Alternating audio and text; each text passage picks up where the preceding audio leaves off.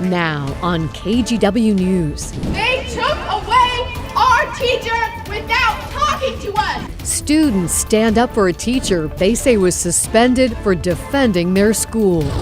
And a forgotten parking ticket balloons to an $800 bill.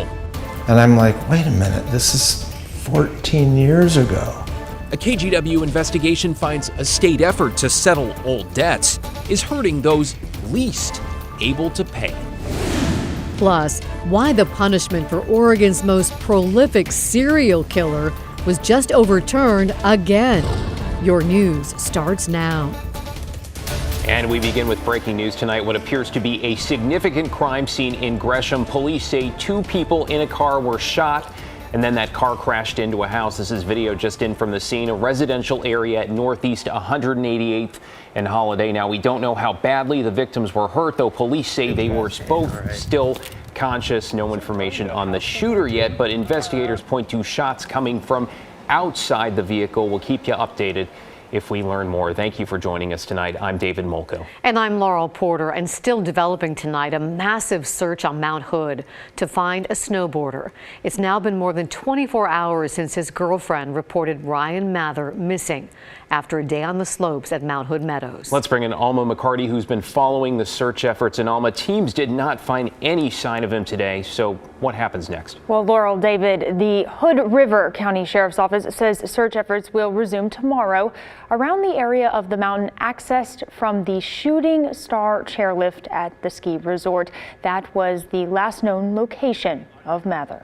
14 teams and more than 40 ground searchers, drones and a helicopter, all part of Wednesday's mission to locate a missing snowboarder on Mount Hood. Unlike any other year when I've seen searches, I've never seen so many, in total searchers there. It was ideal this morning to get crews out into those high-risk areas, but those high-risk areas are also high-probability areas, so we're able to get a bunch of teams through there. Those teams, however, didn't find 30-year-old Ryan Mather Wednesday. Mather was first reported missing by his girlfriend Tuesday night when he didn't return to his Aloha home after a day of snowboarding at Mount Hood Meadows. It's certainly within the realm of possibility that he just got off track because there is a lot of kind of backcountry, they're saying hundreds of acres of search area. Heavily treed, obviously difficult to see. It's easy to lose your bearings, and we see that multiple times during the season. Hood River County Sheriff Matt English said rescuers turned in for the day after many hours, with avalanche dangers increasing as temperatures rose. Search efforts will start back up Thursday near Heather Canyon. We just are doing everything we can to assure the family that all efforts are being made and updating them with any new information. Authorities tell us day 2 of the search will involve skiers in the Black Diamond and Double Black Diamond areas in and around Heather Canyon and the private reserve. That is a lot of terrain to cover. Thank you, Alma. Well, let's bring you up to speed now on the Nancy Crampton Brophy trial. The romance novelist accused of murdering her husband, Daniel, and one of the key witnesses on day 3, Daniel's mother, Karen Brophy. Now, here is what she remembered about a phone conversation with Nancy when Nancy told her Daniel was dead. And once again, what was her tone and demeanor like during that conversation?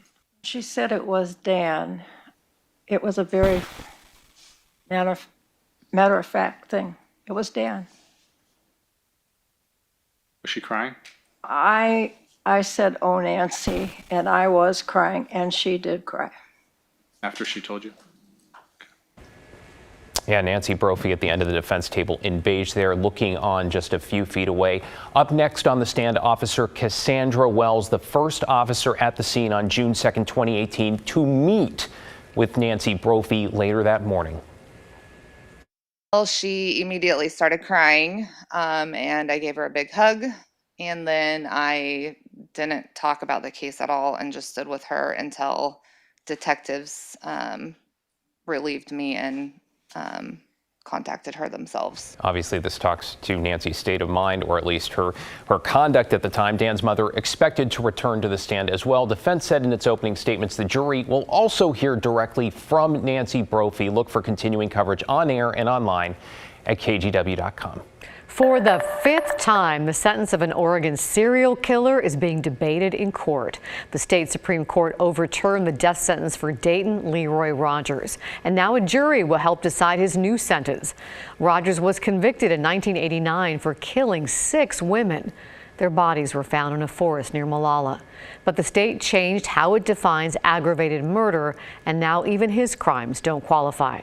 It's likely he'll still spend the rest of his life in prison. The resentencing hearing continues tomorrow. Well, thousands of dollars have been raised for the family of 19-year-old Amara Marluke. She is the Portland State student who was shot and killed on campus Monday. Now, the last time we checked, nearly $12,000 had been raised through a GoFundMe. Police charged another PSU student. There he is, Keenan Harpole, with her murder. The 20-year-old freshman and former football player appeared in court Tuesday, and he pleaded not guilty.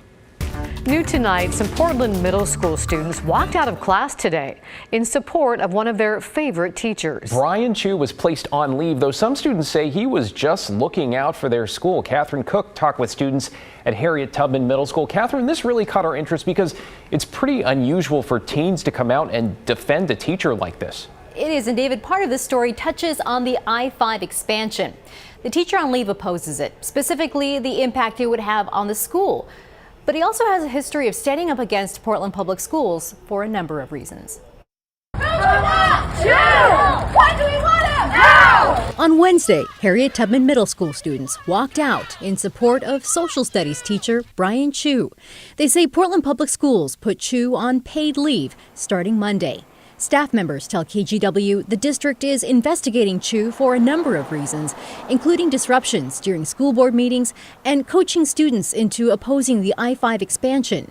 District officials would not confirm the reasons, citing privacy rules, but said, quote, "We also take the conduct of our professionals very seriously, and we expect a certain level of decorum in classrooms and in public." They took away our teacher without talking to us. He is our teacher, not theirs. 8th grader Sonia Seidman is in Mr. Chu's social studies class. She says one thing he's taught them is how to stand up for what they believe in. Words, she says, guided them on this day.